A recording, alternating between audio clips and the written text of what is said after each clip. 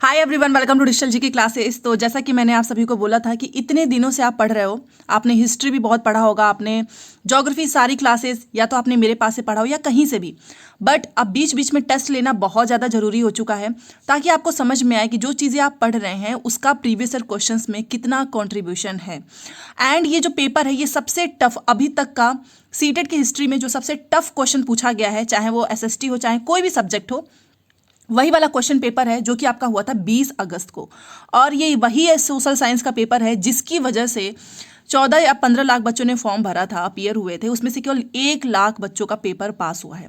तो चलिए आज हम इसी टफ क्वेश्चंस को बहुत ही अच्छे तरीके से करेंगे। पहले तो आप सभी को ईमानदारी से अपने मार्क्स बताना है।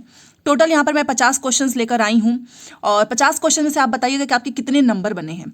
45 से ऊपर अगर आपके नंबर आ रहे हैं तो इट मीन्स कि आप बहुत अच्छे से पढ़ रहे हो, और अगर आपका 40 नंबर आ रहा है तो आपको और अच्छा करना है, क्योंकि पिछली बार जब इतना टफ पूछा था ऑफलाइन ही पेपर है, तो इस बार का कोई गारंटी नहीं ले सकते हैं। ठीक है, तो चलिए स्टार्ट करते हैं। और इस एक मेहनत के लिए लाइक तो बनता है, तो जाते जाते लाइक शेयर सब्सक्राइब जरूर कर लीजिएगा ताकि मेरी क्लासेस आपको मिले, क्योंकि अगर आप चैनल से जुड़े रहेंगे तो आने वाले समय में बहुत सारी क्लासेस आप सभी के लिए आएगी। कुल मिलाकर मैं चाहती हूँ कि अगर आपका सब्जेक्ट एसएसटी है तो आपका हर हाल में 55+ नंबर आए, तभी जाकर आपका सीटेट पेपर 2 पास होगा। ठीक है, तो चलिए वीडियो स्टार्ट करते हैं। क्वेश्चंस काफ़ी अच्छे हैं, मैंने खुद इसको पर्सनली जब आपकी आंसर की आई थी उस समय भी मैंने आपको बताया था, और अभी हम दोबारा से इसको करने वाले हैं।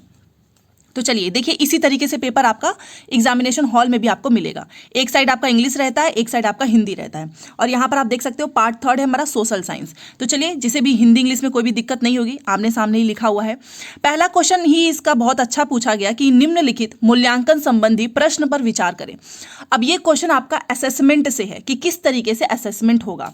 अब इसका आंसर देखो काफी ट्रिकी है। क्यों? क्योंकि यहाँ पर पहले इसमें लिखा है कि लोकतंत्र में लोग किन किन तरीकों से भागीदारी कर सकते हैं, मतलब कि जो हमारा डेमोक्रेसी है यहाँ पर लोग किस किस तरीके से पार्टिसिपेट हो सकते हैं। ठीक है, विद्यार्थियों द्वारा दिए गए कुछ उत्तरों को नीचे दिया गया। अब विद्यार्थियों से यह प्रश्न पूछा गया कि किस किस तरीके से जो है लोकतंत्र में जो है पार्टिसिपेट कर सकते हैं, तो बच्चों ने उत्तर दिया है। तो कौन सा उत्तर विद्यार्थी के प्रश्न को समझने और एक समावेशी विषयानुकूल उत्तर देने की क्षमता का प्रदर्शन करता है।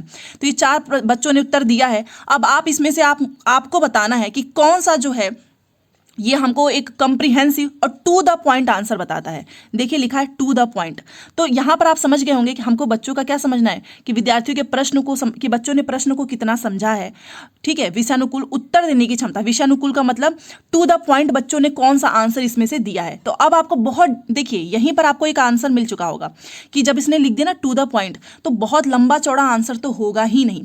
तो अगर आपके पास एग्जाम में समय नहीं भी रहे, मान लो समय नहीं रहे, तो भी आप डायरेक्ट एलिमिनेट कर सकते हो कि अरे टू द पॉइंट पूछा है तो ये लंबे लंबे आंसर तो होंगे ही नहीं, तुरंत इसको काट दो। क्वेश्चन को समझिए, क्वेश्चन उतना टफ नहीं आया था, बट समझने में आपसे गलती हुई होगी। तो जैसे कि मैंने देखा कि ये तो टू द पॉइंट की बात पूछ रहा है कि बच्चों ने ऐसा कौन सा उत्तर दिया जो कि टू द पॉइंट है और बच्चे उसको समझे हैं। तो टू द पॉइंट का मतलब 1 लाइनर आंसर होते हैं, पहला चौथा होगा ही नहीं। अब बच गया मेरे पास दूसरा तीसरा, तो इन्हीं दोनों में से एक आंसर हो गया ना आसान। तो अभी दूसरा तीसरा देख लेते हैं। दूसरा लिखा है कि मतदान, धरना, रैली, सामाजिक आंदोलन। ये क्या बात हो रहा है कि किस तरीके से लोग जो है पार्टिसिपेट करते हैं। दूसरा है चुनाव में मतदान। तो देखो टू द पॉइंट में तो ये तो बस हम ठीक है, हम लोग वोट देते हैं, हम चुनाव में मतदान के द्वारा भी हम जो है पार्टिसिपेट करते हैं, बट बस एक यही एक रास्ता नहीं है। धरना भी तो लोग करते हैं, रैली करते हैं, सामाजिक आंदोलन। तो ये सारा तरीका होता है कि आप डेमोक्रेसी में पार्टिसिपेट कर सकते। सिर्फ एक चुनाव में मतदान देने से नहीं होता है। ठीक है, तो ये सबसे इसने जो बच्चे ने आंसर दिया होगा तो ये सबसे बेस्ट आंसर है, क्योंकि ये टू द पॉइंट है, साथ में इसने सभी चीजों को कवर कर लिया है। यहां पर आप देखो चुनाव में मतदान, ये भी टू द पॉइंट है, बट ये केवल एक एक्सपेक्ट को बता रहा है। बस इसी तरीके से थोड़ी ना हम लोग लोकतंत्र में भागीदारी बनते हैं। हम लोग देखिए समय समय पर लोकतंत्र का मतलब ही होता है कि हर इंसान को बोलने का अधिकार है। हम लोग वोट भी डाल सकते हैं, हमको सरकार की कोई चीज़ पसंद नहीं है तो हम धरना दे सकते हैं, रैली निकाल सकते हैं, कोई चीज़ गलत हो रही है तो सामाजिक आंदोलन भी कर सकते हैं। इतने सारे तरीके तो हैं कि हम आराम से शामिल हो सकें। तो इस तरीके से आपको जो है एग्जाम में आंसर करना है। तो दूसरा तो देखा आपने, आपको टू द पॉइंट अगर आपने पकड़ लिया ना तो आप तुरंत पहला चौथा तो काट ही देंगे और आराम से आपका आंसर आ जाएगा दूसरा। और क्वेश्चन में अगर ध्यान से पढ़ेंगे तो यहाँ पर लोगों की भागीदारी की बात कर रहा है, ना कि चुनाव की बात हो रहा है। तो लोग इतने तरीकों से भागीदारी होते हैं लोकतंत्र में। ठीक है, समझ में आ गया। दूसरा, तो इसी तरीके से हम एक एक क्वेश्चन का पूरा डिटेल में एक्सप्लेनेशन करेंगे ताकि आपको समझ में आए कि किस तरीके से सॉल्व करना है। ठीक है, चलिए, जो लोग भी जुड़ते जा रहे हैं तो लाइक शेयर करते जाइएगा, एक मोटिवेशन मिलता है। दूसरा क्वेश्चन देखिए, लिखा हुआ है कि निम्नलिखित मूल्यांकन संबंधी, दोबारा से आपका असेसमेंट वाला क्वेश्चन है। ठीक है, इसमें लिखा है कि साप्ताहिक बाजार और शॉपिंग मॉल में क्या अंतर है। What is the difference between weekly market, जो वीकली मार्केट होता ही आप घर के आसपास और काफ़ी सस्ती चीज़ें मिलती हैं, एंड शॉपिंग मॉल, इसमें अंतर क्या है। विद्यार्थियों द्वारा कुछ उत्तर नीचे दिए गए हैं। किस उत्तर में विद्यार्थी अपनी तुलना अंतर कर पाने की क्षमता का प्रदर्शन करने में असफल दिखता है। अब यहाँ पर आपको पकड़ना है कि इसने तो असफल की बात कर दी, इसने ये पूछा है कि बच्चों ने उत्तर दिया, इसमें से ऐसा कौन सा उत्तर है जिसमें विद्यार्थी जो है अपनी तुलना या फिर अपना अंतर कर पाने की क्षमता का वो प्रदर्शन नहीं कर पाया, असफल दिखा है, वो आपको बताना है। समझ गए। इंग्लिश में भी देख लीजिए, यहाँ पर बच्चों से पूछा जा रहा है वीकली एंड शॉपिंग मॉल्स में क्या डिफरेंस है, और आपको बताना है ऐसा कौन सा आंसर है जिसमें स्टूडेंट्स फेल हो गए हैं, ability of comparing and contrasting, मतलब कंपेयर करने में असफल हो चुके हैं। ठीक है, चलो अब चारों आंसर हम पढ़ेंगे, देन इसका हमारा, याद रखिएगा पॉजिटिव वाला आंसर नहीं होगा, असफल की बात हो रही है, सफलता की बात नहीं हो रही है। पहला लिखा है कि साप्ताहिक बाजार में बिकने वाले सामान, अभी मैंने आपको बोला ना कि जो वीकली मार्केट होता है सस्ता होता है, इसीलिए लोग ज़्यादा जाते हैं, और शॉपिंग मॉल में चीज़ें बहुत महंगी मिलती हैं। तो साप्ताहिक बाजार में बिकने वाले, और यहाँ पर अंतर कर पाने की क्षमता की बात हो रही है, इस चीज़ को भी ध्यान रखना। ठीक है, दिमाग में रखना, तुलना या फिर अंतर करना है, ना कि उनको एक सामान बताना है। तो साप्ताहिक बाजार में बिकने वाले सामान सस्ती दरों पर खरीदे जा सकते हैं, जबकि शॉपिंग मॉल में बिकने वाले सामान को केवल कुछ लोग ही वहन कर सकते हैं। बात एकदम सही है। जैसे कि मैं अगर आपसे पूछूं कि अंतर बताओ कि गर्मी में और ठंडी में क्या अंतर है, तो आप सिंपल सी बात बता दो कि गर्मी में गर्म हवाएं चलती हैं, बहुत सारी चीज़ें होती हैं। तो ये एक अंतर होता है कि मेरे और आपके में क्या अंतर है, तुम्हारे दोस्त में क्या अंतर है। तो सेम वही अंतर यहाँ पर दिखा कि साप्ताहिक बाजार में चीज़ें सस्ती मिलती हैं, शॉपिंग मॉल में महंगा मिलता है, बढ़िया अंतर दिया है। अब दूसरे विद्यार्थी ने भी एक अंतर दिया है कि साप्ताहिक बाजार में स्थायी दुकानें नहीं होती हैं। जी हाँ, आपने देखा होगा जो साप्ताहिक बाजार होता है, कभी बुधवार को लगता है, मंगलवार को, दूर दूर से लोग लेकर आते हैं, अपना पूरा बढ़िया से लगाते हैं, सस्ते में सामान बेचते हैं। तो ये स्थायी दुकानें तो होती नहीं है, जबकि शॉपिंग मॉल में दुकानें लंबे समय तक रहती हैं। जी हाँ, आप शॉपिंग मॉल में चले जाओ, वहाँ पे जो इतने ब्रांड वाले हैं वो क्या हट जाते हैं क्या, वो तो हमेशा ही रहते हैं। तो ये भी एक अंतर हो गया। तीसरा अंतर तो बहुत बढ़िया अंतर दिखाया है इसने, तो ये तो सफल हो गया इसमें। तीसरा है कि साप्ताहिक बाजार ग्रामीण व शहरी दोनों क्षेत्रों में लगते हैं, जबकि शॉपिंग मॉल प्रायः शहरी क्षेत्रों में। जी हाँ, आप मुझे बताओ आपके गांव में क्या मॉल है? नहीं ना। तो साप्ताहिक बाजार तो ऐसी चीज़ है कि जो गांव में भी लगती है, शहर में भी, बट शॉपिंग मॉल आपको गांव में नहीं मिलेगा। ये बात भी इसने एकदम सही अंतर किया है। तो तीनों अंतर तो इसने सही किया है, तो चौथा ही आंसर होगा, बट इसको पढ़ लेते हैं। साप्ताहिक बाजार वैसे बाजार होते हैं जो सप्ताह के किसी निश्चित दिन लगते हैं, ठीक है, और जबकि शॉपिंग मॉल बहुमंजिला इमारतें होती हैं जिनमें भिन्न मंजिले पर दुकानें होती हैं। ये इसमें असफल हो गया स्टूडेंट। देखिए कैसे, आप मुझे बताओ, साप्ताहिक बाजार वैसे बाजार होते हैं जो सप्ताह के किसी निश्चित दिन लगते हैं, जबकि शॉपिंग मॉल बहुमंजिला इमारतें होती हैं जिनमें भिन्न मंजिले पर। ये कौन सा अंतर है? ऐसा तो है नहीं कि किसी निश्चित दिन लगेगा, कोई भी दिन हो सकता है, कोई दिन फिक्स नहीं है, मंगलवार को भी हो सकता है, बुधवार को भी हो सकता है। तो ये जो साप्ताहिक जो बाजारें होती हैं, अगर जैसे कि कोई अपना बिजनेस कर रहा है तो उसका जब मन में आएगा वो स्टार्टिंग में तो बहुत सारे डेज चेंज करेगा, निश्चित तो कुछ होता ही नहीं। याद रखिएगा, साप्ताहिक बाजार में कुछ भी निश्चित नहीं होता है, ठीक है। और जरूरी नहीं है कि शॉपिंग मॉल जो है बहुमंजिला इमारतें होंगी और भिन्न मंजिले पर दुकानें होती हैं, ये कोई अंतर नहीं है। अंतर तो ये होता है कि गांव में होता है, शहर में नहीं, ये सारी चीज़ें हैं। तो इस तरीके से हमारा 4 वाला आंसर हो जाएगा। समझ में आया? चलिए, काफ़ी लेंदी क्वेश्चन है, देखिए 2 ही क्वेश्चन, पूरा डिटेल में समझाने में थोड़ा सा टाइम लगता है, और बस ऐसे आऊँ और टिक करके चली जाऊँ तो कोई मतलब नहीं है, आपको समझ में नहीं आएगा। तो यहाँ पर देखिए, some students of class 6 question that if he earth is not flat then how are map showing everything is flat. ये जिसने ज्योग्राफी की पहली चैप्टर पढ़ी होगी ना, पढ़ा होगा, वो आराम से कर लेगा। उसी में ये क्वेश्चन आया था कि कक्षा 6 के कुछ विद्यार्थी प्रश्न करते हैं कि यदि पृथ्वी सपाट नहीं है तो मानचित्र कैसे सब कुछ सपाट दिखाते हैं। जो मानचित्र है वो सपाट कैसे दिखाते हैं जब हमारी पृथ्वी सपाट नहीं है। तो इस प्रश्न को संबोधित करने का सर्वश्रेष्ठ मार्ग क्या होगा, मतलब इसका सही आंसर क्या हो सकता है, आप मुझे बताओ, जो उसने प्रश्न किया है। तो चलो देखते हैं। पहला लिखा है कि सजीवता के साथ यह दिखाना कि कैसे मानचित्र और ग्लोब हमारी पृथ्वी से मिलते जुलते हैं। विद्यार्थियों को सिर्फ मानचित्र दिखा दो। अब बच्चे ने प्रश्न पूछा कि जब हमारी पृथ्वी फ्लैट नहीं है तो मानचित्र पे सब कुछ कैसे सपाट दिखता है, तो क्या बस मानचित्र दिखा दोगे? मैप दिखा देने से उसकी कौन सी समझ बिल्ड होगी? वो तो होगा नहीं। उन्हें स्वयं ही कारण पता करने के लिए कहना। अब देखो, ये जो चीज़ें आती हैं ना, ये कंफ्यूज करने के लिए एग्जामिनर ये ऑप्शन डालता है। अब देखो क्या है कि उन्हें स्वयं ही कारण पता करने के लिए कहना, बहुत सारे लोग तीसरा करके चले जाएंगे, बट इसमें आप मुझे बताओ कि जब बच्चा खुद ही आपसे पूछ रहा है तो आप क्या उसको दोबारा से बोल दोगे? जैसे मेरे पास कोई स्टूडेंट आएगा, बोलेगा कि मैम ये बताओ कि बारिश कैसे हो रही है, तो मैं क्या ये बोलूँगी कि जाओ तुम कारण का पता लगाओ? नहीं, मैं उसको अच्छे से एक्सप्लेन करूँगी एक्टिविटी के माध्यम से, ना कि उसको बोलूँगी कारण का पता लगाओ, क्योंकि वो खुद मेरे पास क्वेश्चन लेकर आया है तो मैं उसका समाधान करूँगी ना, तो ये इसलिए नहीं होगा। वैसे कई बार ये पॉजिटिव हमको लगता है और हम इसको कर देते हैं। विद्यार्थियों को सिर्फ ग्लोब, मैंने क्या बोला, मानचित्र दिखाओ, ग्लोब दिखाओ, इससे बच्चे की समझ कैसे बिल्ड होगी? जब वो खुद परेशान है, खुद वो क्वेश्चन लेकर आया है। तो इसका राइट आंसर हो जाएगा पहला। क्यों? देखिए, showing animatedly how maps and globes resembles our earth, सजीवता के साथ दिखाएं, सजीवता के साथ यह दिखाना कि कैसे मानचित्र और ग्लोब हमारी पृथ्वी से मिलते जुलते हैं, मतलब एनिमेशन के माध्यम से दिखाइए। आप पीपीटी बनाइए, आप जो है पावर पॉइंट प्रेजेंटेशन तैयार कीजिए, वहां पर बच्चों को अच्छे से दिखाइए कि कैसे देखो कि जो मानचित्र है और ग्लोब है हमारे पृथ्वी से मिलते जुलते हैं। और मानचित्र ग्लोब हमने क्यों बनाया है? ताकि हम अपनी पृथ्वी की सारी चीजें अच्छे से समझ सकें। अब जैसे ग्लोब है, हम इसको ऐसे मूव करते हैं तो वहाँ पे आपको सारे कॉन्टिनेंट सब कुछ दिखता है, तो वो इसका मिलता जुलता ही तो भाग है ना, तभी तो हम समझ पाते हैं। अब जैसे मैप है, भले से वो सपाट हो बट हमें पता है कि कौन सा जगह कहाँ पर है, तो आप इन सब चीज़ों को बच्चों को दिखाइए एनिमेशन के माध्यम से, पीपीटी के माध्यम से, वीडियो दिखाइए। ये बेस्ट आंसर हो, क्योंकि बच्चों को तो वैसे भी नहीं समझ में आएगा कि ये सपाट क्यों है, जब पृथ्वी हमारी सपाट नहीं है तो मानचित्र क्यों है। और जब आप उसको वीडियो के थ्रू दिखा देंगे वो अच्छे से समझ जाएगा एनिमेशन के माध्यम से। तो अगर आप इंग्लिश का देखें, सोइंग एनिमेटेडली हाउ मैप्स, जिसको हिंदी में सजीवता बोलते हैं, इसका मतलब यही हुआ। तो ये सबसे बेस्ट आंसर है। तो 33 का पहला। तो आई होप आपको इस तरीके से अगर मैं समझा रही हूँ तो ज़्यादा अच्छे से समझ में आएगा। एंड बस अपना सपोर्ट दिखाते जाइए। लाइक आप लोग करने में बहुत कंजूसी करते हैं, आज तो कम से कम लाइक कर दीजिए।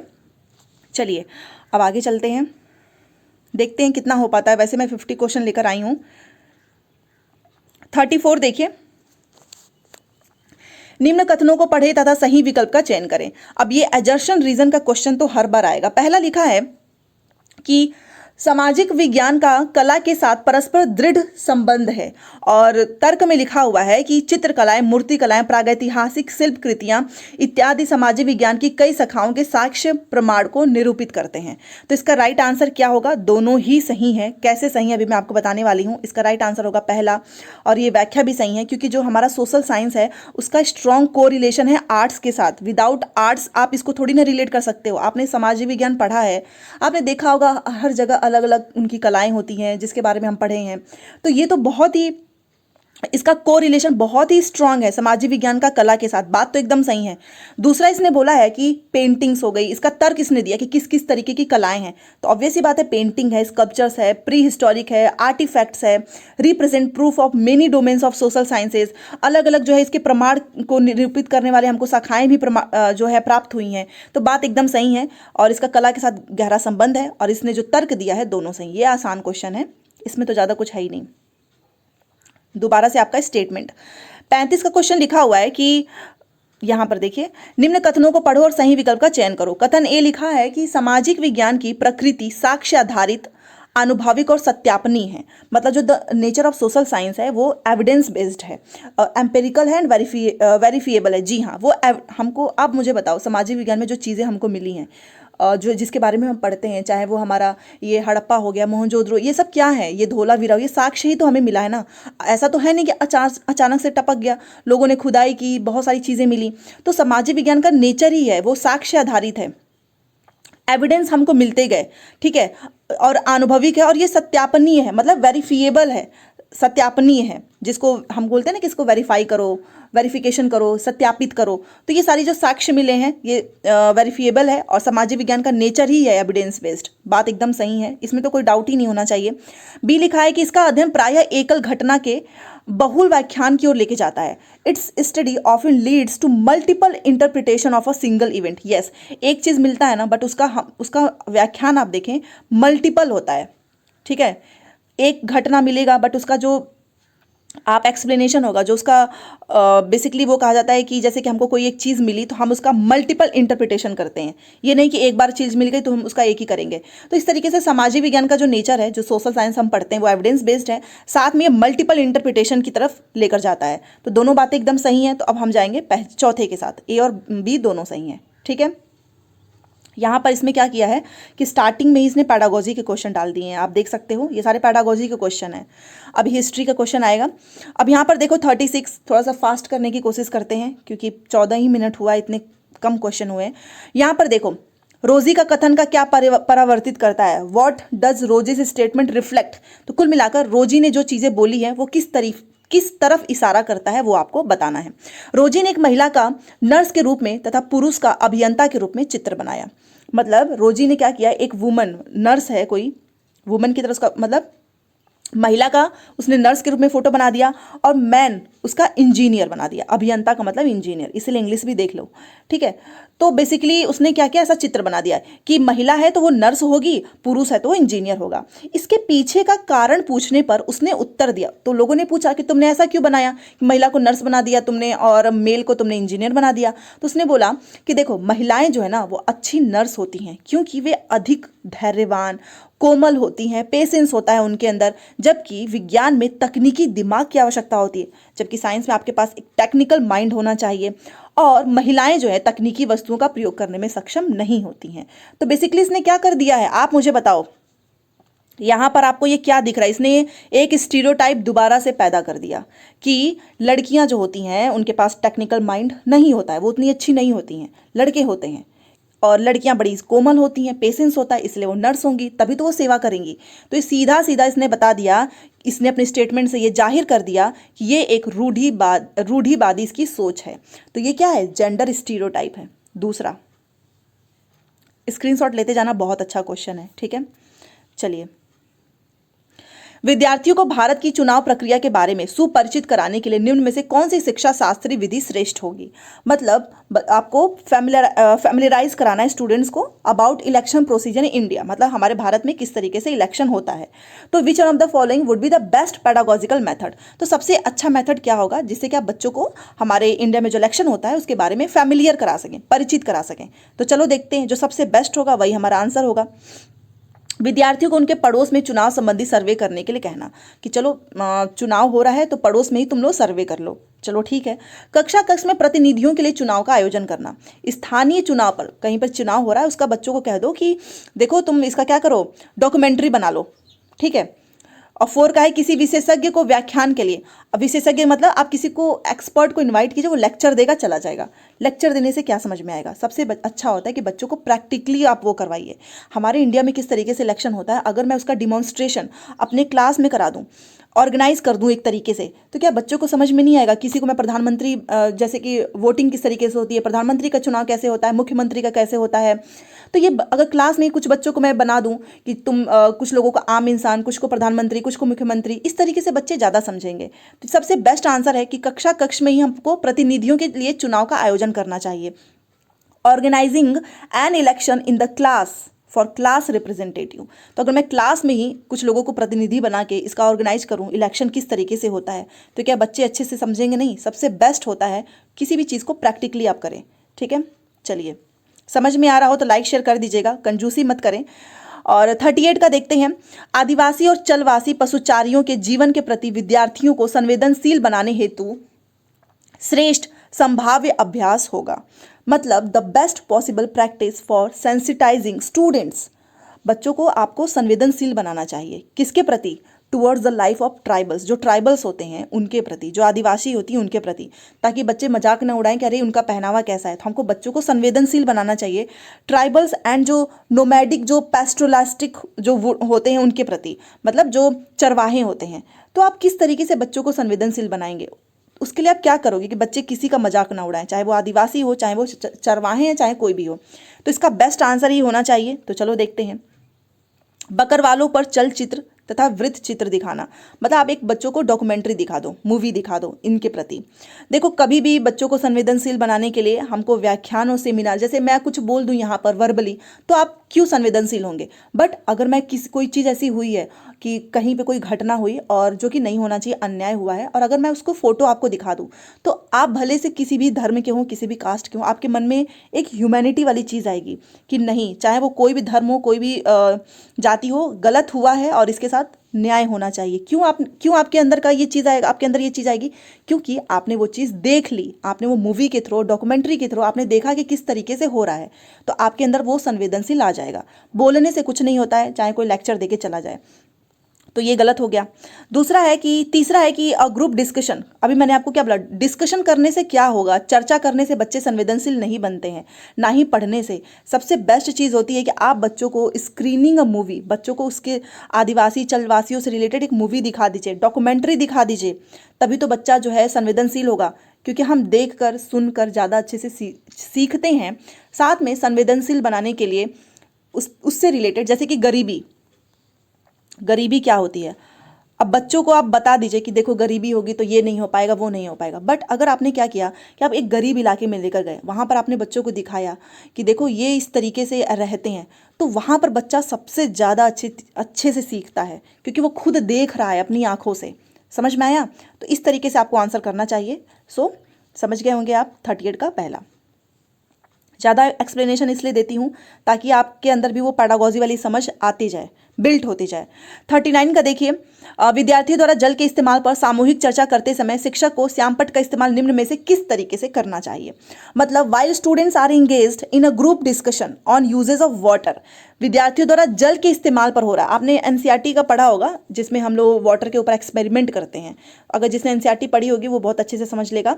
तो हमको क्या करना है, बच्चों को जल के इस्तेमाल पर सामूहिक चर्चा मतलब ग्रुप डिस्कशन करते समय शिक्षक को श्यामपट्ट का इस्तेमाल निम्न में से इसमें से किस तरीके से करना चाहिए। समझ गए आप? इंग्लिश भी देख लीजिए।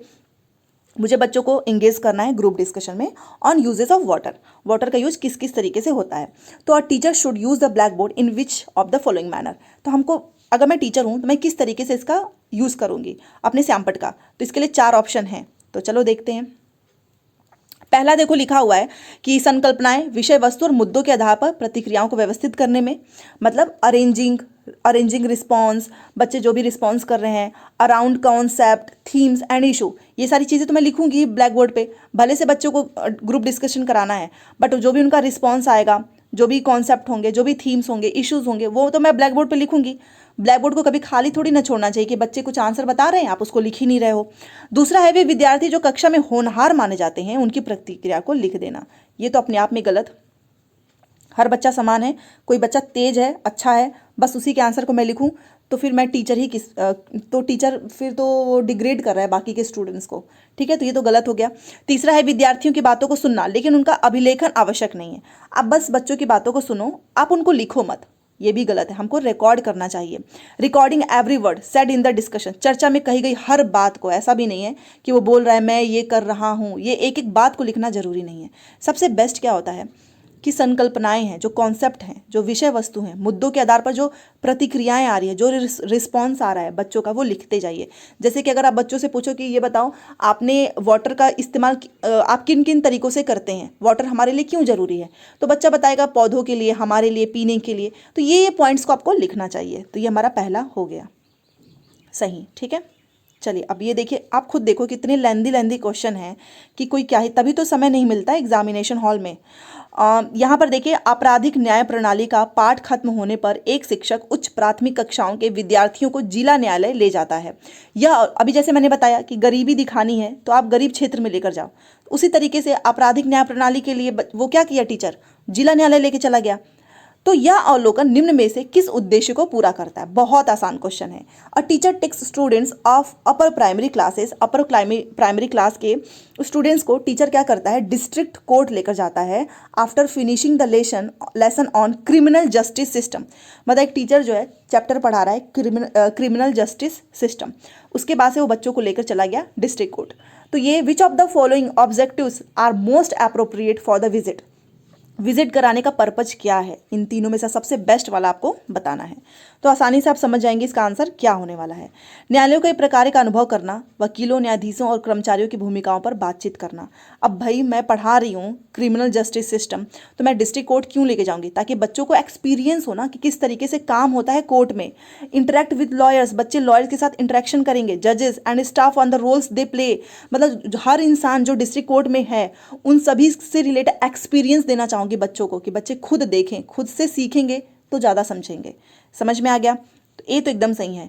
न्याय पाने में आने वाली चुनौतियों को दिखाना, ऐसा नहीं है कि देखो ये सारी चैलेंजेस आते हैं, न्याय आसानी से नहीं मिलता है। तथा व्यवस्था के बारे में बच्चों के अंदर भय पैदा कर दूं, बिल्कुल भी नहीं।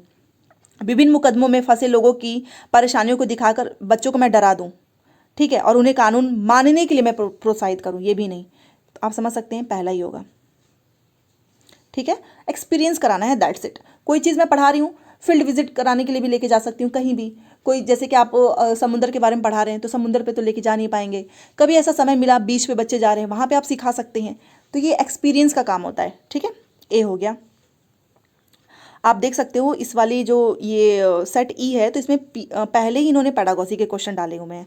41 देखते हैं, निम्न में से कौन सी सामाजिक विज्ञान के संदर्भ में भ्रांत धारणाएं हैं?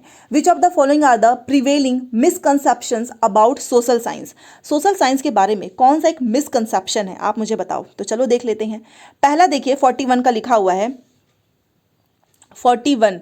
इसका आंसर भी आप लोग बताते जाओ प्लीज़, मुझे आंसर जरूर बताना, मैं सभी के कमेंट्स देखती हूँ, ठीक है। तो आखिर में मिसकंसेप्शन क्या है? सबसे पहले ये एक नॉन यूटिलिटेरियन सब्जेक्ट है, मतलब ये उपयोग में आता ही नहीं है, ये एक सबसे बड़ा मिसकंसेप्शन है। आपने देखा होगा लोग साइंस ले लेते हैं, ये ले लेते हैं, हिस्ट्री ज्योग्राफी, लोगों को लगता है कि अरे ये क्या है, इसका तो कोई काम ही नहीं है, कोई यूज ही नहीं है, ये एक मिसकंसेप्शन है। बात एकदम सही लिखा है। प्राकृतिक विज्ञान सामाजिक विज्ञान से श्रेष्ठ है, मतलब नेचुरल साइंस आर सुपीरियर, मतलब जो साइंस का मतलब फिजिक्स केमिस्ट्री बायो, ये ज़्यादा बेटर है एसएसटी के कंपेयर में। ये एक मिसकंसेप्शन है। जो लोग तैयारी कर रहे हैं आज के समय में, उन्हें ऐसा लगता है कि एसएसटी ही लेना चाहिए था, तो हमारा यूपीएससी बड़ा आसान हो जाता। लोग बोलते हैं कि रटने पर है। आप मुझे बताओ सोशल साइंस क्या रटने वाली सब्जेक्ट है? ये भी तो एक मिसकंसेप्शन है। बहुत सारी चीज़ें समझने वाली होती हैं, आप कहानी पढ़ेंगे वो रटेंगे थोड़ी ना। डी देखिए, सामाजिक विज्ञान में विशेषज्ञता प्राप्त विद्यार्थियों के नौकरी के विकल्प केवल एकेडमिक में ही है। अच्छा, जो जॉब ऑप्शन जो है ना वो केवल आपके एकेडमिक में ही मिलेगा, बाकी किसी में आपको जॉब मिलेगी ही नहीं। ये भी एक मिसकंसेप्शन है। तो यहाँ पर तो सारे ही हो गए, तो कहाँ पे जाएंगे हम? तीसरे के साथ, ए बी सी डी, सब की सब चीज़ें गलत लिखी हुई हैं सामाजिक विज्ञान के बारे में। सामाजिक विज्ञान एक बहुत अच्छा सब्जेक्ट होता है जो कि आपके कॉन्सेप्ट को क्लियर करता है, आपको जोड़ता है, जो हमारे पहले जो चीज़ें प्राचीन में पास्ट में क्या हुआ है, सारी जानकारी आपको मिलती है। रटने वाले कोई विषय नहीं है, ठीक है। तो इसका राइट आंसर तीसरा, 42। चलिए अब यहाँ से आपका ज्योग्राफी के क्वेश्चन स्टार्ट। उष्णकटिबंध की संकल्पना को समझने के लिए एक बच्चे को निम्न संकल्पनाओं ए से डी, यहाँ ए से डी में से किन की प्राथमिक जानकारी होनी चाहिए? बेसिकली ये पूछ रहा है कि जो ये हमारा ए बी सी डी जो कॉन्सेप्ट लिखा हुआ है, should a children have prior knowledge about to understand the concept of torrid zone, मतलब बच्चों का जो कॉन्सेप्ट है ना टॉरिड जोन का, उसको समझने के लिए इन चारों में से प्राथमिक किस चीज़ की जानकारी होनी, मतलब सबसे पहले किस चीज़ की जानकारी होनी चाहिए ताकि बच्चा टॉरिड जोन को समझ पाए। तो चलो देखते हैं। इसमें से आपको सारे ऑप्शन देखने हैं, देशांतर, ग्लोब, आतपन, अक्षांश। तो चलिए हमारा राइट आंसर क्या होगा? तो देशांतर होगा नहीं, ग्लोब ऑब्वियस ही बात है। विदाउट ग्लोब आप बच्चों को कैसे समझा सकते हो? ग्लोब तो हम बच्चों को स्टार्टिंग से ही दिखाने लगते हैं। एंड इंसुलेशन हो गया, और आपका लैटिट्यूड, ठीक है। लॉन्गिट्यूड की ज़रूरत उतनी नहीं पड़ती है, पहले आपको प्राइमरी नॉलेज अगर टॉरिड जोन के बारे में देना है, ठीक है। लैटिट्यूड्स का मतलब ये आपने देखा होगा, जैसे कि ये मान लो ये मैं पढ़ा रही तो मैं बच्चों को पहले लैटिट्यूड वाली जानकारी दूंगी, ग्लोब के बारे में दिखाऊंगी, इंसुलेशन के बारे में लैटिट्यूड। लॉन्गिट्यूड एक प्राथमिक जानकारी नहीं होनी चाहिए अगर स्टार्टिंग में आप पढ़ा रहे हो तो आप तुरंत लॉन्गिट्यूड से कैंसिल भी कर सकते थे। तो बी सी डी कहाँ पे है? दूसरा में है, तो 42 का हमारा दूसरा, ठीक है।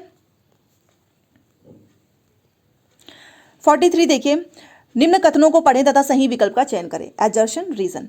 नागरिक शास्त्र से राजनीतिक विज्ञान नामावली में परिवर्तन समकालीन भारत के मामलों के प्रति ध्यान वापस लाने के लिए था।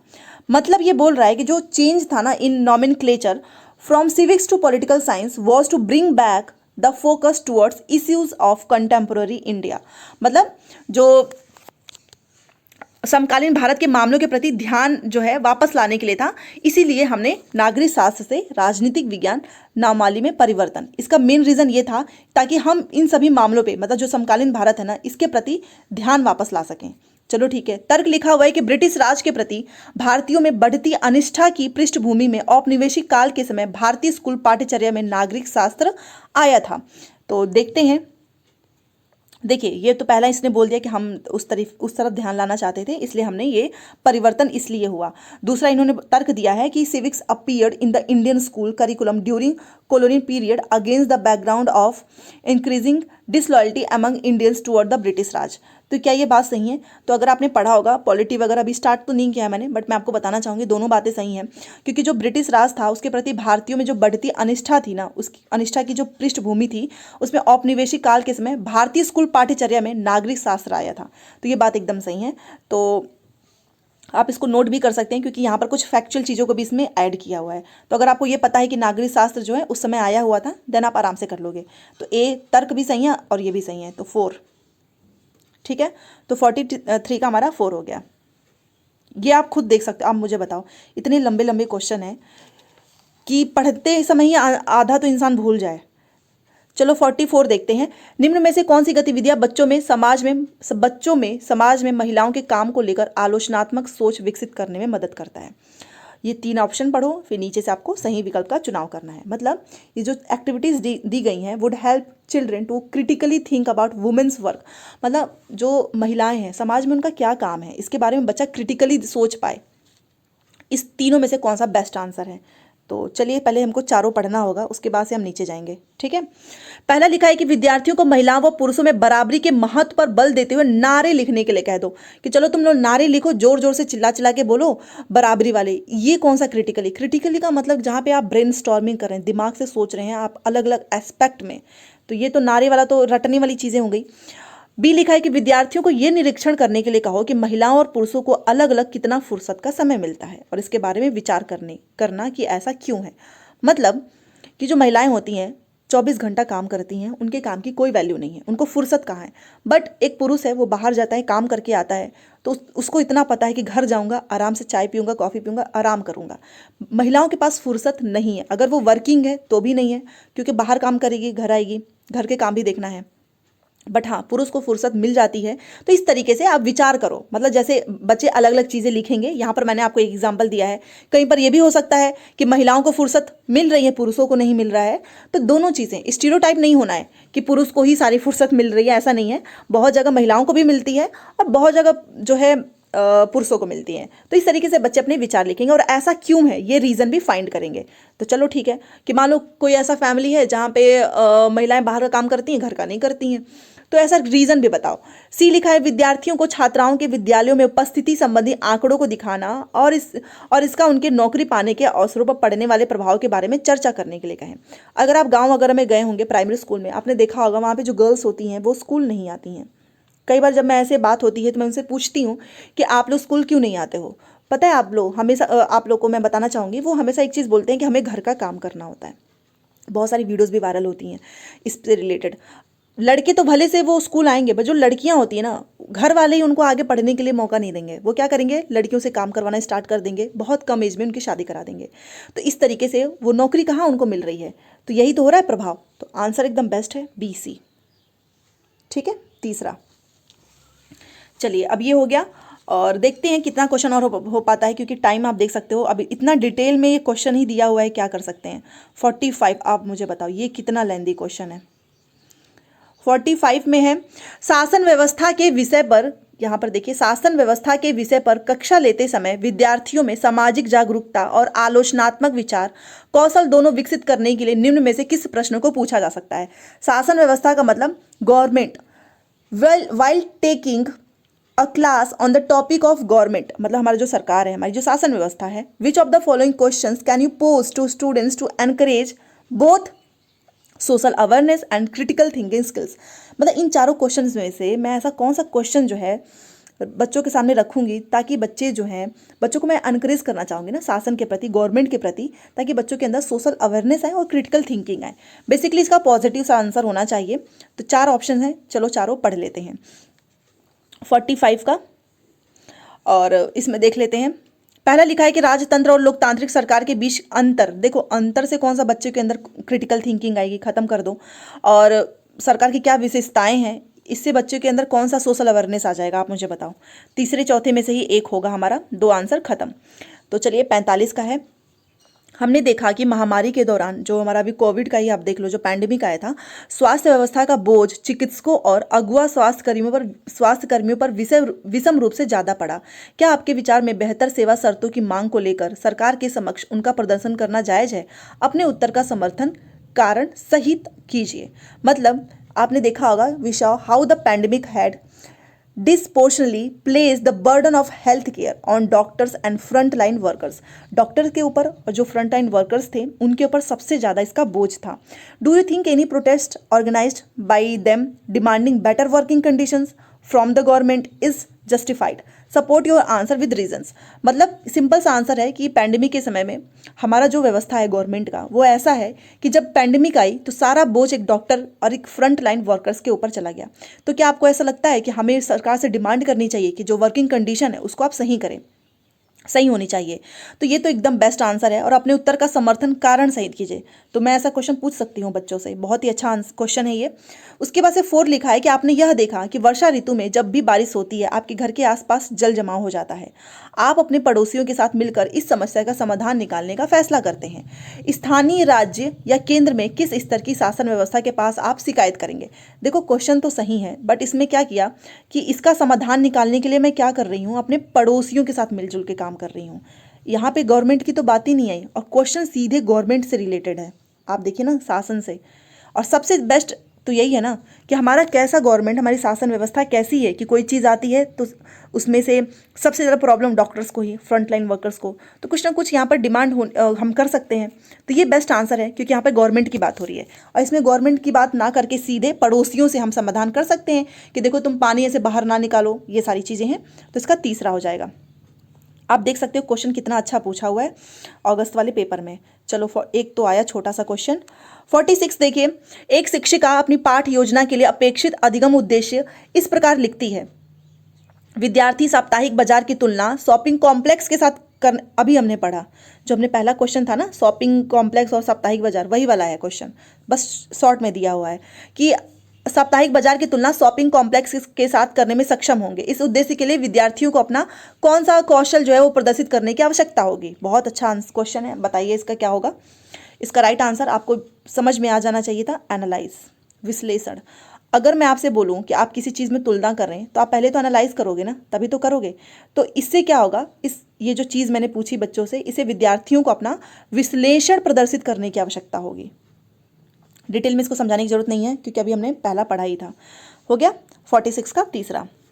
47 ये जो है स्टार्टिंग का ही पैडागॉजी है। तो आप देख सकते हो 20 नंबर आपकी जो है 20 नंबर का आपका पैडागॉजी आता है और इसमें पूरा 20 स्टार्टिंग में ही पैडागॉजी दिया हुआ है। तो ऐसा हो सकता है आपके साथ कि पहले आपको पैडागॉजी का क्वेश्चन मिले। 47 देखिए, विद्यार्थियों की भारतीय संघवाद की समझ व सराहना की जांच के लिए निम्न में से कौन सा मूल्यांकन प्रश्न सर्वाधिक उपयुक्त है? बहुत आसान सा क्वेश्चन है।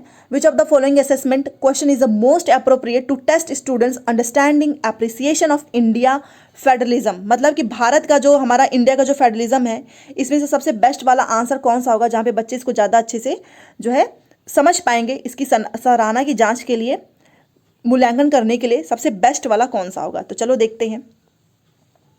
47 का देखिए, लिखा हुआ है कि राज्य के 3 अंग, विधायिका, कार्यपालिका और न्यायपालिका पर संक्षिप्त विवरण।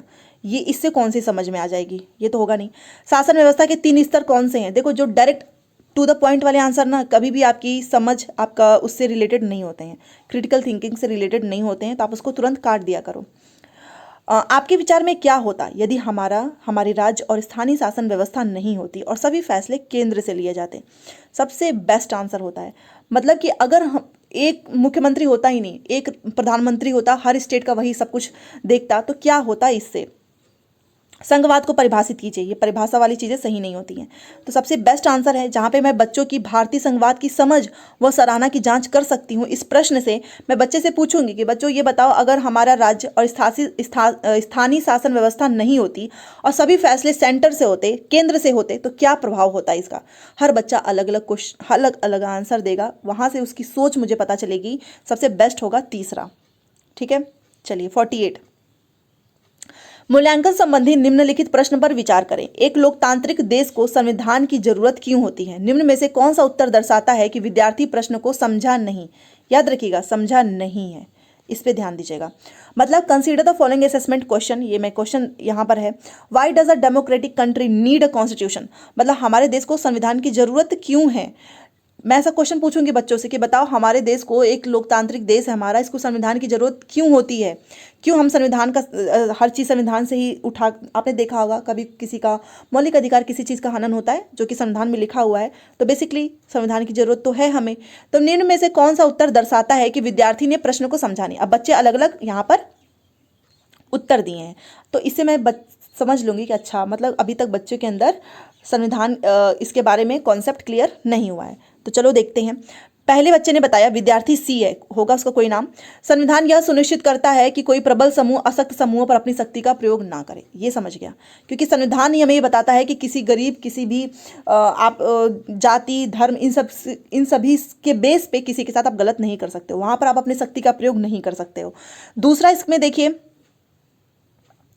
संविधान हमें एक नियमावली देता है जिसके आधार पर एक देश का शासन किया जाता है। अच्छा, मतलब संविधान ने क्या किया, हमको एक रूल दे दिया जहां से हमारी कंट्री का जो है वो शासन करेगा। ये इसका मतलब बच्चे ने संविधान समझा ही नहीं।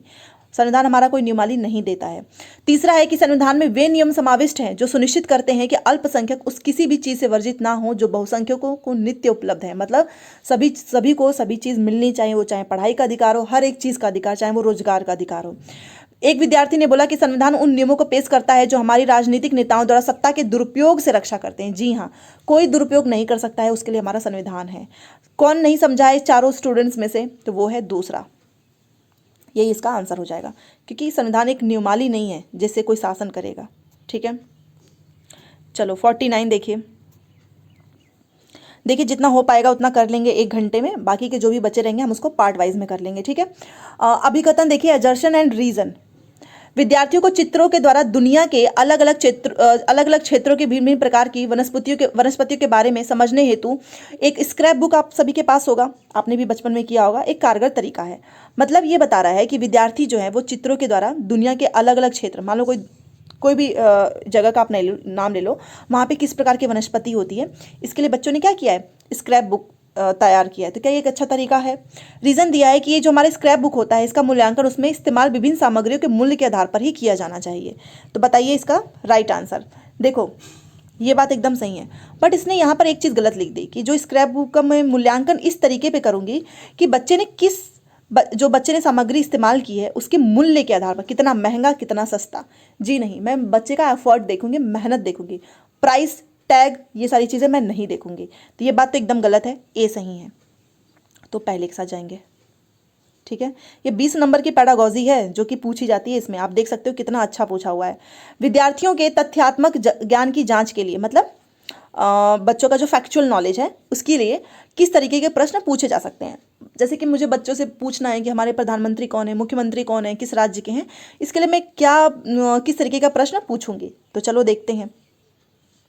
आप देखिए इसमें सबसे पहले तो नॉलेज ऑफ टर्मिनोलॉजी या फिर नॉलेज ऑफ क्लासिफिकेशन कैटेगराइज, रणनीति ज्ञान, स्ट्रैटेजिक नॉलेज, विषय विशेष कौशल का ज्ञान। देखो यहाँ पर तथ्यात्मक की बात हो रही है तो ये सब तीनों कैंसिल हो जाएंगे। मैं बच्चों से परिभाषिक शब्दावली का ज्ञान, मतलब टर्मिनोलॉजी से रिलेटेड क्वेश्चन पूछ लूँगी, कोई डेफिनेशन पूछ लूँगी किसी भी चीज़ का, कोई जो है टर्मिनोलॉजी का यूज करके मैं बच्चों से कोई कॉन्सेप्ट क्लियर करवा सकती हूँ। ये होता हमारा फैक्चुअल नॉलेज। बट आप क्लासिफिकेशन कर रहे हो, आप कैटेगराइज कर रहे हो, स्ट्रैटेजी ऑफ नॉलेज या फिर आप सब्जेक्ट स्पेसिफिक स्किल्स, ये हमारा फैक्चुअल नॉलेज नहीं है। तो इसका राइट आंसर होगा पहला। परिभाषा से आप आराम से निकाल सकते थे। तो यहाँ तक हमारा 20 पेडागॉजी खत्म। अब यहाँ पर देखते हैं 10 मिनट में जितना हो पाएगा उतना कर लेंगे। ये हमारा ज्योग्राफी स्टार्ट हो रहा है। यदि 51 ऐसा एक क्वेश्चन आता है तो इसके लिए अगर आपको नहीं आता है तो परेशान ना हो, बाकी अभी हम इसको जैसे जैसे चैप्टर में पढ़ेंगे मैं इसको आपको डिटेल में करा दूंगी। ठीक है, 51 का है कि यदि ग्रीनविच यामोत्तर के समय दोपहर के 12 बजा है तो 45 डिग्री पूर्व देशांतर पर क्या समय होगा। तो इसका राइट आंसर हो जाएगा हमारा 3 PM। ये निकालने का एक तरीका होता है जो कि मैं आपको अलग से वीडियो में बताऊंगी। एक ही क्वेश्चन इससे आता है और अगर आप ऐसा एक क्वेश्चन नहीं कर पा रहे हो तो तुक्का लगा देना। एक क्वेश्चन के पीछे आप ऐसा नहीं कि आप पूरी थ्योरी ही पढ़ डालो। ठीक है, तो कई बार आपको ये खुद सोचना है कि कौन सा क्वेश्चन आपको छोड़ना है, कौन से क्वेश्चन पे आपको ज़्यादा मेहनत करनी है। तो इसका राइट आंसर दूसरा। तटीय क्षेत्रों में समुद्री गुफाएं बनती हैं। समुद्री गुफाओं के निर्माण के लिए उपयुक्त कारण का चयन कीजिए। अब आप मुझसे प्लीज़ ऑनेस्टी के साथ बताना कि हमने जो सी वाला पढ़ा था जिसमें मुहाने बनते हैं, समुद्री गुफा बनता है, और अभी हमने ज्योग्राफी में कुछ दिन पहले ये चैप्टर पढ़ा है, सेम वही चीज़ यहाँ पर पूछी हुई है।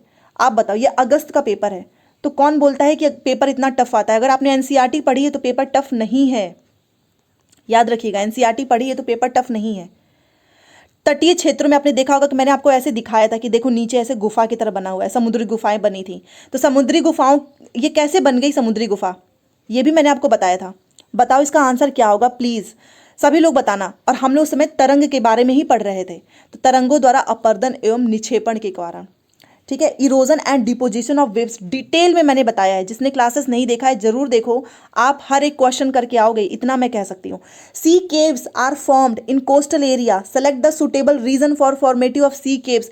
किस वजह से सी बनता है? तो erosion and deposition of by waves, waves के द्वारा जो इरोजन होता है ना, जो डिपोजिशन होता है, उसी से समुद्री गुफा बनती है।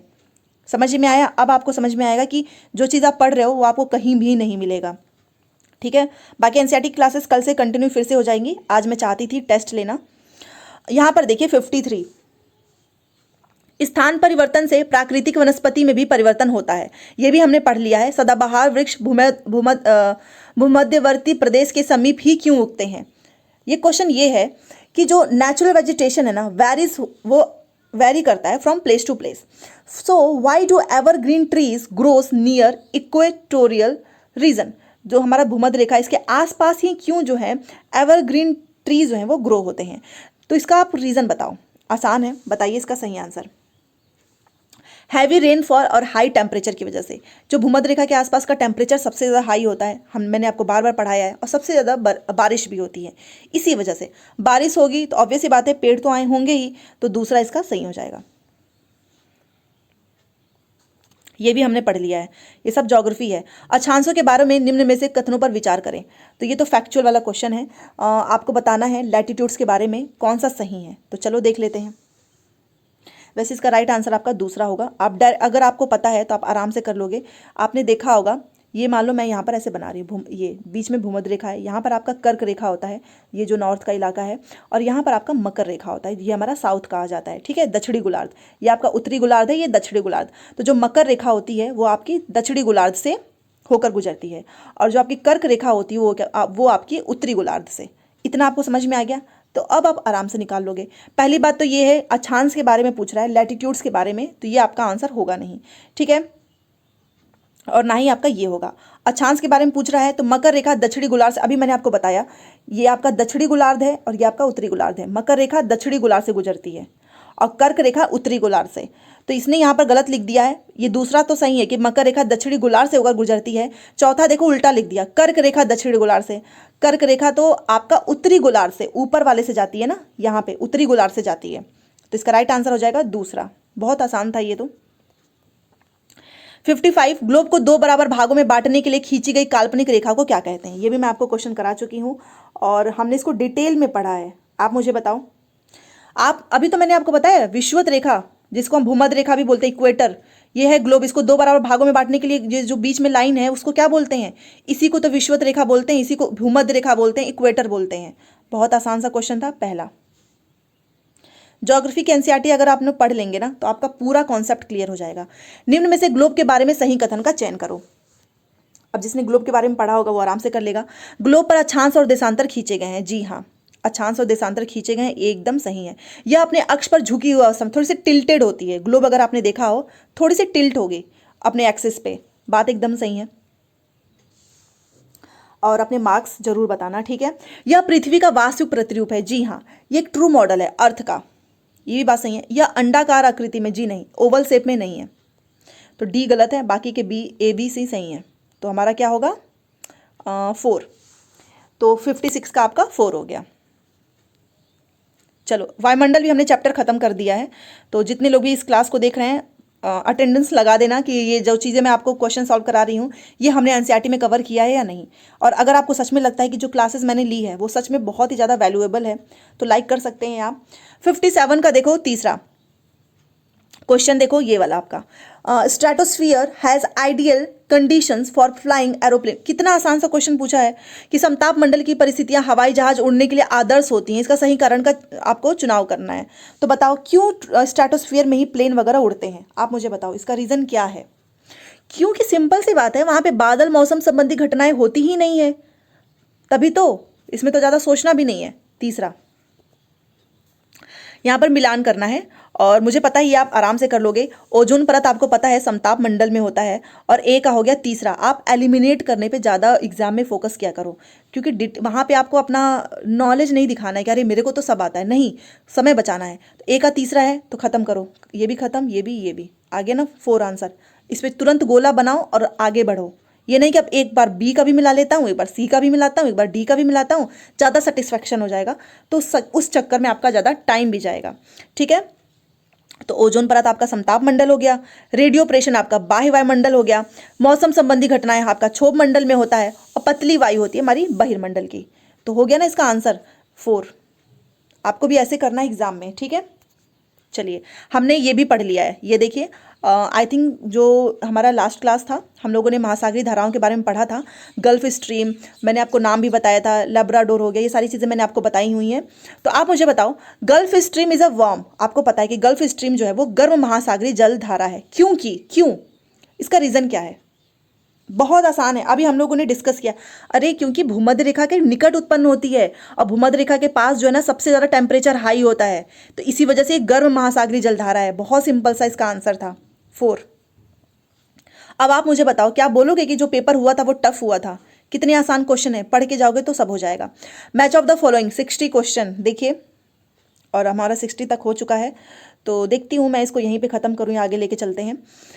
बाकी कृषि के प्रकार और क्षेत्र आपको बताना है। स्थानांतरित कृषि कहाँ पर होती है? वाणिज्यिक, गहन, चलवासी। तो इसको भी हम ट्रिक से करेंगे। ठीक है, तो बताइए, आप मुझे बताओ, हम लोगों ने शिफ्टिंग कल्टीवेशन पढ़ा था, ठीक है, और कहाँ पर होता है? जहाँ पे बहुत ज़्यादा फॉरेस्टेड एरिया होती, थीकली, तो सघन वन वाले क्षेत्र। यहाँ पर ये क्या करते हैं, स्थानांतरित कृषि में एक जगह कृषि करेंगे फिर वहाँ पे दूसरी जगह पे चले जाएंगे। तो ये ऐसा कहाँ पे करेंगे? जहाँ पे बहुत ज़्यादा फॉरेस्ट एरिया होगा।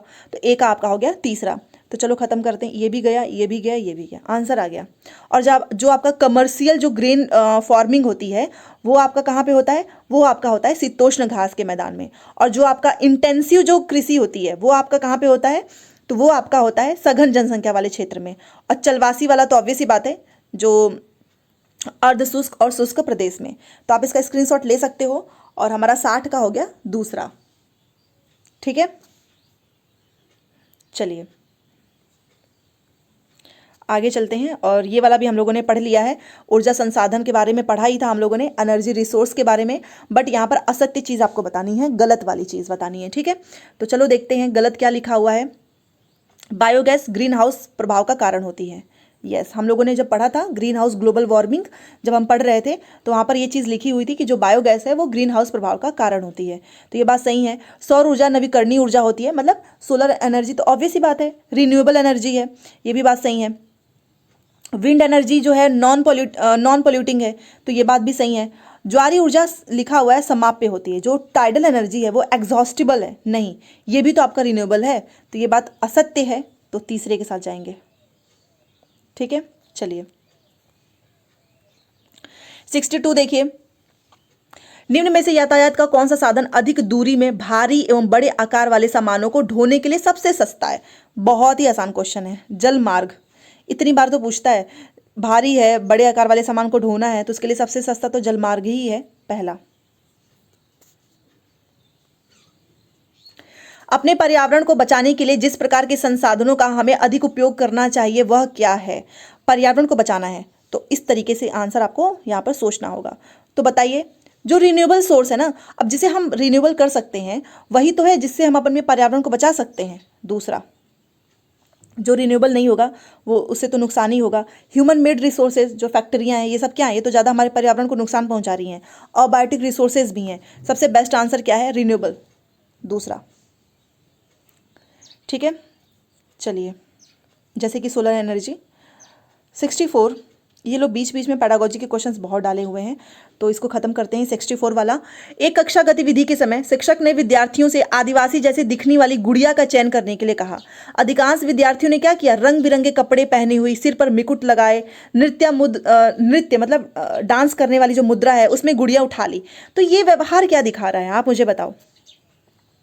ये एक स्टीरियोटाइप रूढ़िवादी सोच तो दिखा रहा है, मतलब बच्चों के अंदर, ये बच्चों के दिमाग में ये चीज़ें डाल दी गई हैं कि कोई आदिवासी है तो बढ़िया चमकीला कपड़ा पहना होगा, वो मुकुट लगाया होगा, डांस वाली चीज़ें होंगी।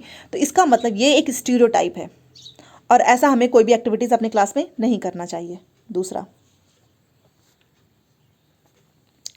65 देखिए, किसी के प्रति पूर्वाग्रही होने का अर्थ बीइंग प्रिजुडाइज्ड टुवर्ड्स समवन्स, मतलब किसी के प्रति आपने पूर्वाग्रही होने का अर्थ क्या होता है, मतलब मैं किसी के प्रति पूर्वाग्रही हूँ, उसका मतलब क्या है, मैं कैसे पता करूँगी पूर्वाग्रही का मतलब होता क्या है। पूर्वाग्रही का मतलब होता है कि आप किसी को नकारात्मक, जिसको आपने माना है आप उसको नकारात्मक रूप से देखेंगे, ठीक है। जो लोग भिन्न हैं आप उनका अनादर करेंगे, जैसे कि होता है कि अलग अलग कोई किसी की लैंग्वेज डिफरेंट है तो आप उसको डिसरिस्पेक्ट करते हो, ठीक है। तो बेसिकली हमारा 65 का अगर आप देखें तो आपका एक तो ए होगा, सी होगा। समूह के सदस्यों के विरुद्ध भेदभाव करना, यस, हम बहुत ज़्यादा डिस्क्रिमिनेट करने लगते हैं। एक ही ग्रुप है उसमें अलग अलग लोगों के प्रति अलग अलग व्यवहार, ये क्या है, ये पूर्वाग्रही है, ठीक है। तो ए सी डी कहाँ पे, पहला, ओके। तो ये 66 कर लेते हैं। निम्न कथनों को पढ़े तथा सही विकल्प का चयन करें। अभिकथन ए, संघीय व्यवस्था भारत में सांस्कृतिक विविधताओं की आवश्यकताओं तथा मांगों का पालन करती है। तर्क दिया है, यह देश में अभिशासन की बहुलित चरण स्थापित करती है। ये क्वेश्चन कई बार पूछा हुआ है और ये दोनों ही बातें सही हैं। फेडरलिज्म का मतलब ही होता है कि ये बहुत जो है मल्टीपल लेवल्स को फॉलो करती है, तो ये बात एकदम सही लिखा है। और ये हमारे सांस्कृतिक विविधताओं की आवश्यकता है तथा मांगों का पालन करती है, तो दोनों बातें सही हैं, तो हम चौथे के साथ जाएंगे। साथ में व्याख्या भी एकदम सही है, ठीक है। चलो अभी एक आपका हिस्ट्री का क्वेश्चन है, ये देख लेते हैं। मतलब बेसिकली हमने पॉलिटी भी कर लिया, ज्योग्राफी भी और हिस्ट्री भी, कुछ क्वेश्चंस बाकी रहेंगे, आगे भी हो जाएगा वो। निम्न में से किन घटनाओं की पहचान अनुसूचित जाति और अनुसूचित जनजाति अत्याचार रोकथाम अधिनियम 1989 के उल्लंघन के रूप में किया गया है, आप मुझे बताओ। चलो देखते हैं। ऊंची जाति के लोगों द्वारा अनुसूचित जाति के लोगों के विरुद्ध हिंसा, यस, ये सब बता रहा, मतलब ये पूछ रहा है कि जो अनुसूचित जाति, जो SC/ST का जो अधिनियम है 1989, उसमें क्या क्या चीज़ें मेंशन की गई हैं। तो अगर कोई वायलेंस कर रहा है, ऊंची जाति के लोग अगर अनुसूचित जाति के लोगों के विरुद्ध हिंसा, ये भी मेंशन है, ठीक है। ये कॉपी में नोट करते जाना जो आपको ना आए। एंड अनुसूचित जाति समुदाय के सदस्य को आपत्तिजनक पदार्थ खाने के लिए बाध्य करना, ये भी मेंशन है। गैर आदिवासी लड़की व्यापारियों को जनजाति भूमि के दोहन की अनुमति देना, ये भी है। अनुसूचित जाति समुदाय के सदस्य से विवाह करना, नहीं, विवाह करने वाली चीज़ें मेंशन नहीं है, ये खत्म है। ABC चौथा, ठीक है। तो चलो बाकी के जो नीचे के क्वेश्चंस हैं हम इसको अगली क्लास में करेंगे, क्योंकि अभी बहुत सारे क्वेश्चंस हैं, एक क्लास में कराना पॉसिबल नहीं हो पाएगा। जो बाकी ये देखिए, ये आपका पॉलिटी है और कुछ हिस्ट्री के क्वेश्चंस बाकी हैं, कुछ ज्योग्राफी के, ये भी हम कर लेंगे। आप मुझे सबसे पहले ये बताओ आपने कितना सही किया और अभी तक हम जो क्लासेस किए हैं उसका आपको कितना फ़ायदा हुआ है, अगर आपने सच में ईमानदारी से क्लासेस की हैं तो। एंड कोई भी डाउट हो आप मेरे से पूछ सकते हो, इंस्टाग्राम पे मैसेज कर सकते हैं, सारी लिंक्स आपको मेरे टेलीग्राम पे मिल जाएगा। एंड एक चीज़ मैं आपको बोलना चाहूँगी कि अगर आप एक जगह से पढ़ना, 10 जगह से मत पढ़ना। अगर आप कहीं और से पढ़ रहे हो तो वहीं से पढ़ो, 10 जगह से पढ़ने से आपका कॉन्सेप्ट क्लियर नहीं होगा, ये बात याद रखना, ठीक है। इतनी गारंटी मैं दे सकती हूँ कि अगर आपने मेरे पास SST पढ़ा है, 55+ आपका हर हाल में आएगा। मेहनत आपको करनी होगी और कंटेंट मैं प्रोवाइड करती जाऊँगी। तो चलिए मिलते हैं नेक्स्ट क्लास में। Thanks for watching. और आज तो कम से कम लाइक कर दो, लाइक करने में बहुत कंजूसी करते हैं आप।